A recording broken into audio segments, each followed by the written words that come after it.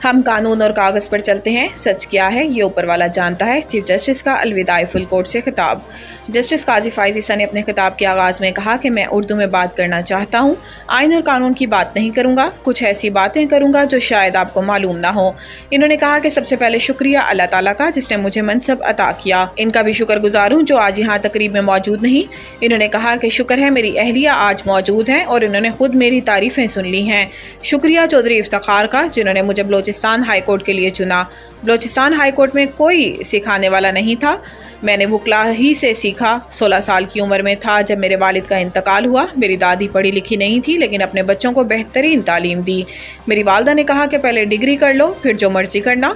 Chief justice काजी फाइज ईसा के एजाज़ में अलविदाई रेफरेंस में justice Munib Akhtar, justice Ayesha Malik, justice Athar Minallah और जस्टिस शहजाद अहमद मलिक शरीक नहीं हुए, जबकि जस्टिस मंसूर अली शाह उम्र की अदायगी के लिए बैरून मुल्क हैं।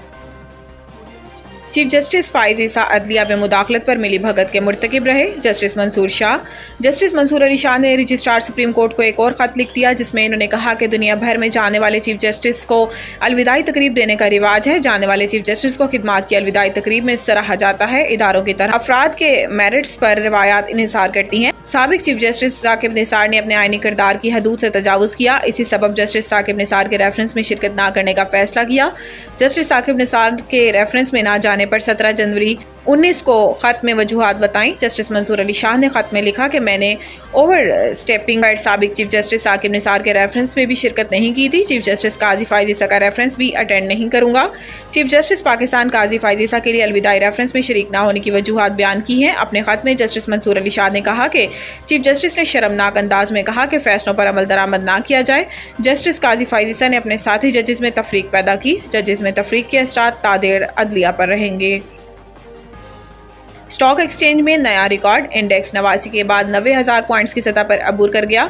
जुमा के रोज़ बाजार हज़स में कारोबार का आगाज़ होते ही 659 पॉइंट्स की ज़बरदस्त तेज़ी देखने को मिली, जिसके नतीजे में KSE 100 इंडेक्स मुल्क की तारीख में पहली बार 89,000 पॉइंट्स की नई बुलंदतरीन सतह भी अबूर कर गया और 89,596 पॉइंट्स की नई बुलंदतरीन सतह पर आ गया। कारोबारी हफ्ते के आखिरी दिन स्टॉक मार्केट में तेजी का रुझान जारी है और सरमायाकारों के एतमाद की वजह से 1200 पॉइंट्स की तेजी के साथ इंडेक्स मजीद बढ़कर 90,146 पॉइंट्स की बुलंदतरीन सतह पर आ गया है।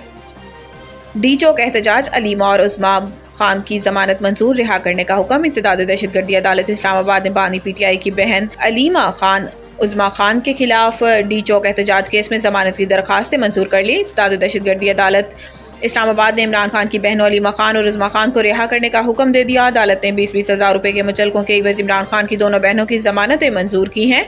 इंसदाद दहशतगर्दी अदालत के जज अबुल हसनात जुल्कुरनैन ने अलीमा खान और उस्मा खान की रिहाई की रुपकार जारी कर दी। रिहाई की रुपकार लेकर PTI वकला जुडिशल कॉम्प्लेक्स से जेल के लिए रवाना हो गए। याद रहे कि थाना कोहसार में दर्ज मुकदमे में अलीमा खान और उस्मा खान 4 अक्टूबर से गिरफ्तार थीं।